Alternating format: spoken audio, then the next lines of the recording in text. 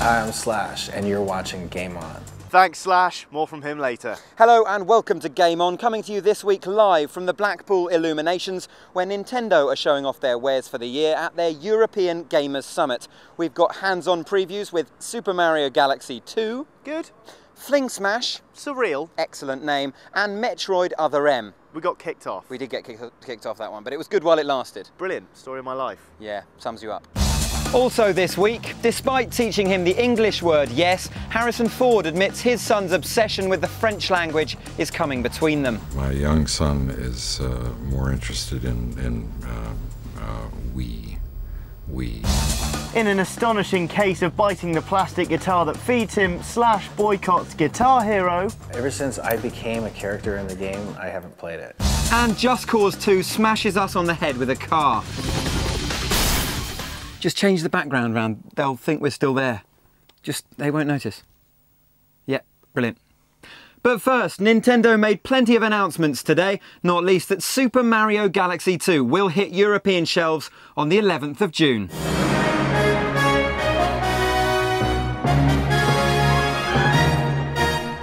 The sequel to Nintendo's groundbreaking Wii platformer breaks less ground than its predecessor, but that's no bad thing. The gameplay wasn't broke, so they haven't really fixed it. But a major change in Super Mario Galaxy 2 is Mario's ability to crack open and hop on Yoshi, who proves all kinds of useful and adds a major element to the game. Yoshi's tongue is also put to good use, swinging across gaps, swallowing enemies and snaffling up fruits which have various power-up functions, one of which worryingly seems to exploit the poor creature's allergies. Yeah, when you eat the blimp fruit, he immediately swells up to epic proportions and starts floating upwards. Mario can force Yoshi to eat more of this fruit to keep himself on the up, reaching challenging new platforms and negotiating the various dimensional aspects of each planet. Some say animal cruelty, we say innovative platform fun. Also worth a mention, whereas before innovations like the bee suit took you up, up and away, now in the words of Jamiroquai, we're going deeper underground. That's a very dated reference. Shut it. The dig bit is an ultra-effective tunnelling tool, taking you from one side of a planet to the other, adding another layer to the platforming experience. It's sort of like a portable warp pipe, allowing you to reach otherwise inaccessible areas and surprise enemies from below. It's certainly a worthy addition, requiring more lateral thought than the first, though it does make us glad none of the planets have a molten core. All in all, if the first Mario Galaxy reached for the stars, the second is building a Large Hadron Collider. It's doing essentially the same thing, only it's more complex. With a welcome step up in difficulty and some more inspired level design, Mario is back with a big bang and we can't wait to play the finished product. Next up, we also played Fling Smash, possibly the greatest title game ever. Billed as Racquetball meets Pinball, it's a summer Wii title making big use of the Motion Plus. It's basically wave and flick the Wiimote to smash a ball through various levels, crunching colourful blocks and unlocking pretty mindless mini-games. The guy showing it to us described it as the gaming equivalent of a stress ball, and I think he had it right. Despite the amazing title, I could take it or leave it, but you quite liked it, Johnny. I did. It's not the deepest of gaming experiences, but it's a simple premise well executed. It works well with the Wii Motion Plus to interpret the various flicks of the wrist, meaning you can quickly start chaining moves together to rack up more points. The best part is the developers clearly know it as well, as they constantly pour on the time pressure to keep you zipping through the levels. Too much fling, not enough flang for me, but still, let's move on to Metroid Other M.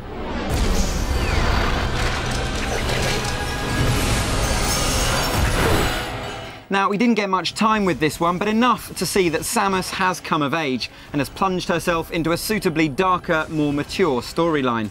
At the start of the game, you're investigating a distress call from a dormant ship floating in space. It's a mission that leads you to encounter old acquaintances and all new challenges. Remember me? You control a far more introspective Samus than we've previously encountered, though she is still outgoing enough to roll into a ball and blow everything in her way to smithereens. The little hands-on time we got with Other M was surprisingly slick. It looks and feels like a next-gen game, which is something the Wii doesn't often tap into. The controls are responsive and well mapped out across the Wii Remote, Rolling in and out of a ball while steering proves challenging at first, as does the changing to the missile lock-on system, but after just a little practice, it becomes barely noticeable. Now, there was some apprehension on the announcement of Team Ninja's involvement in the game, for fear they might bring too much Ninja Gaiden into the fold. Fans can certainly rest easy though, as Other M is Metroid as it should be. Modernised and slick, but also true to its roots, Other M is definitely one to watch this year. Still not sure what the M stands for though. Other Metroids, presumably? Oh. See, I was thinking she discovered some new species or something, you know, other marsupials. Definitely not, that's ridiculous. And finally, to wrap up our Nintendo roundup, we also got a chance to see a new piece of hardware in the form of the Dsixl out just next week on the 5th of March. As the name would suggest, it's basically an obese DSi. Apparently Nintendo's idea is to get a crowd around your console. Thanks to the wider viewing angle, you can more easily enjoy games with other people. The Dsixl is the heaviest DS yet, including even the clunky launch model.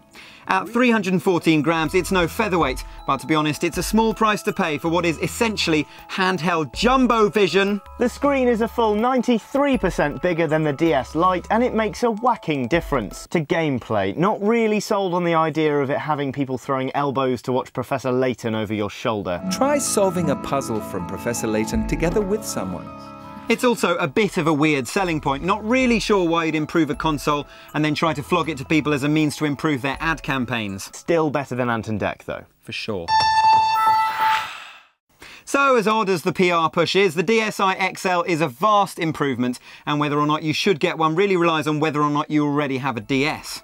If you don't own one at all, you'd be bonkers not to go for it. If you've still got a DSi or DS Lite, however, then you may want to consider just how much difference a whacking great screen will make to you. And indeed whether you want people violating your personal space while you're trying to unwind on the bus. Nintendo Dsixl, out March 5th.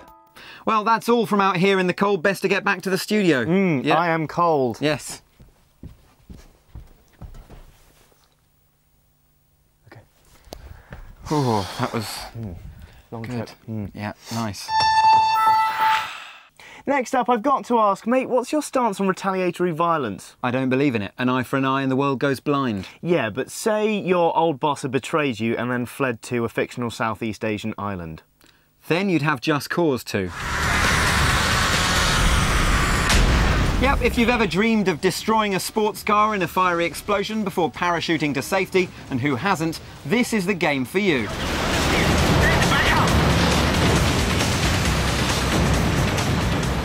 Bucking the GTA 4 Modern Warfare 2 trend for ultra-realism, it prides itself on over-the-top stunts, giving you multiple ways to achieve your goals and, more importantly, some high-octane giggles. It's set in a whopping 1,000 square kilometre or 400-mile environment, specifically a fictional Southeast Asian island combining snow-capped mountains, sun-kissed beaches, dense jungle and arid deserts. Because that totally makes sense within a single ecosystem. Sri Lanka? It's a bit like that. As in the last, the grapple tool is a key gameplay component, though it's undergone a complete overhaul for the second instalment. But as well as pushing the gameplay envelope, Just Cause 2 is the latest game to take a swing at the 3D pinata. It makes use of Nvidia's 3D vision technology to help immerse gamers in a 3D world. We've yet to see if it really works or if it's just another 3D near miss. We'll be bringing you more on the title very soon. Now, what do you get when you combine Leona Lewis with Yoshinori Kitase? I don't even know what that means. Give up? Well, I mean, I don't... Final Fantasy 13. Right. My parents died. I had to be strong for Sarah, so I thought I needed to forget my past. Yeah, the Final Fantasy series has sold more than 90 million units around the world. Now Square Enix are bringing the lucky 13th instalment, already a hit in Japan, over to the West. I've got a few screws loose, but I'm a lessee, same as you. I had a quick play at X10 and was impressed by the richness of the design and attention to detail in this game. Fans of the franchise will certainly be rewarded for their patience. The very existence of you, lessee, puts every last one of us in danger. We will be at the UK launch next week. It's set to be an all-singing, all-dancing, cosplay-tastic affair in central London where producer Yoshinori Kitase and art director Isamu Kamikokurio will be signing games and judging competitions. And it's people who are dying. If you want the chance to put a question to them directly, just whack it in the comments below and we'll put the best ones to the men themselves. And finally, we have quite the contacts book here at ITN, so when we do get time with a megastar, we like to ask them at least one question about gaming. It can prove dodgy ground, like the time Nathaniel asked Roger Moore if he enjoyed playing himself in games. Do you ever play the Bond computer games you attempted to play yourself? No. I play with myself. No, get out of it. No. No. No, that part of technology doesn't. No, not at all. The most technical thing I can do is unzip. Undeterred, though, by the master of smutty innuendo, we met Harrison Ford this week and asked him the same question. Does he play himself? Many of your characters have been made into video games.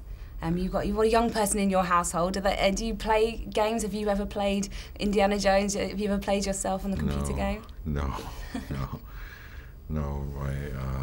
My young son is more interested in Wii racing games and things like that. Are you good at that? He thinks I'm terrible. I think I'm average. Okay. Anyway, thanks to Lisa for asking that question for us. Safe to say Harrison's not a massive gamer, but we also bumped into Slash this week and thought he must be a big gamer, since with his work on Guitar Hero, he's inspired more young people to strap on plastic than the government's safe sex campaign. I'm not a big gaming guy. I've had my phases. I'm more of a pinball guy. Like, I like old school pinball as opposed to video games. Oh, what? Come on, Slash. You, of all people. What about Guitar Hero? Ever since I became a character in the game, I haven't played it.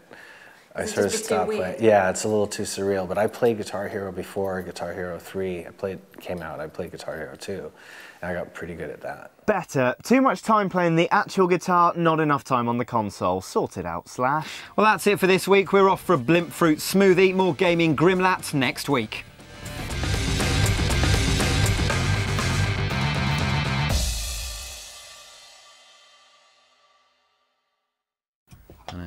Yeah. Yoshi's tongue. Hang on. You need to say it less like you're about to kill yourself. Where Nintendo are showing off their wares at their European Gamers Summit, we've got hangs-on pring gaming summit. It was Gamers Summit was already weird. Summit. Okay.